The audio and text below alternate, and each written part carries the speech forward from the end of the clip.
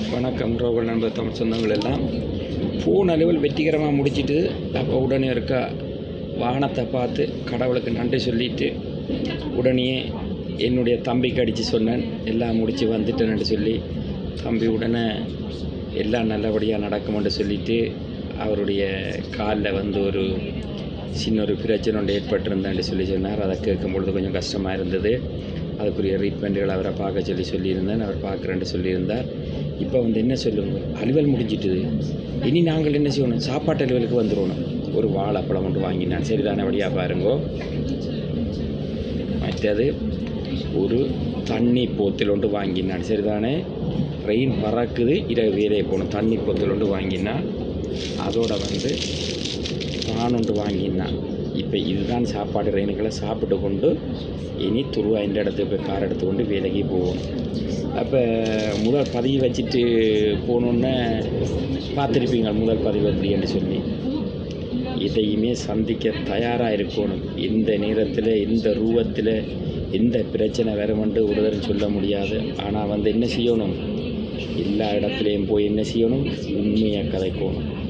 அது அவைகள்கிட்ட எவிடன்ஸ் இருந்தாலும் சரி, எவிடன்ஸ் இல்லாட்டிக்கும் சரி, நாங்கள் உண்மையை சொல்கிற போது என்ன செய்வார் தேவன், சொற்பத்தில் நீ உண்மையாரு, மீதியில் நான் உன்னை உண்மையாக்கி காட்டுவேன். தேவன் நல்லவர். நல்ல விடயங்களை கதைச்சார்கள், பேசினார்கள். மறுபடி அடுத்த வழக்கு தியரியை தந்திருக்கிறார்கள். அந்த தியரிக்கு நாங்கள் போகணும். அதன்படி நல்லபடியெல்லாம் ஓடிக்கொண்டிருக்குது. உங்களுக்கும் சொல்லுறேன், எந்த பிரச்சனை வந்தாலும் அவர்கள் உங்களுக்கு அனுப்புகிற ராந்தைய துண்டுகளை எடுத்துக்கொண்டு அந்தந்த டைமுக்கு நீங்கள் மரியாதை கொடுப்பீங்களா இருந்தால் உங்களோட அவர்கள் கதைச்சி பேசி முடிவெடுத்து உங்களோட பிரச்சனையை கிளியர் பண்ணி விடுவார்கள். உடனே நண்பன் எல்லாம் உடனே ஃபோனில் வந்துட்டான். வெளியே வந்தோடனே 2 பேருக்கு அடித்தனான். ஒருத்தன் வந்து கொஞ்சம் உடல்நிலை இல்லாமல் அவன் இருக்கிறான். அவனை சொல்லி போட்டு தான் போனான். மற்ற நண்பனுக்கு அடித்தான். மற்ற நண்பன் சொன்னான், என்ன மச்சான்னு கேட்டான். எல்லாம் முடிச்சு கொண்டு வந்துட்டேன்னான்ட்டு சொன்னான். ஒன்றும் யோசிக்காத, எல்லாம் நல்லபடியாக நடக்கும், தைரியமாக இருந்தான். நல்லபடியாக நடக்கும்னு என்ன கேட்குறேன், அம்மாவினுடைய படத்தை எப்படி செய்ய போகிறேன் தெரியுமா, வேறு லெவலில் அம்மாண்ட படம் செய்ய போகிறேன். அம்மாண்ட படம் செய்து வீடெடுத்து அம்மாண்ட படம் தான் இந்த வீட்டில் பெரிய ஒரு இதாக இருக்கும். அதுக்கு பிறகு அப்பாண்ட படம், அம்மாண்ட தான் முதல், அதுக்கப்புறம் தான் அம்மாண்ட படம் வச்சுட்டு அதுக்கப்புறம் அப்பாண்ட படம் வைப்பேன். வச்சு வீடெல்லாம் இடத்தெல்லாம் செய்து போட்டு மிச்சலுவில் பார்ப்பேன். தேவன் என்னோட இருக்கிறார் ஐயா. நீங்கள் என்ன செய்ய வேணுமென்றாலும் செய்து பாருங்கள்.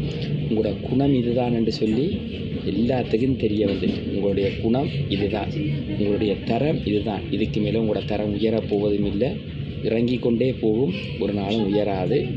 இனி நீங்கள் யோசித்து கொண்டு வாழ்க்கையை கொண்டு போகிறீங்களா, அவ்வளோதான்.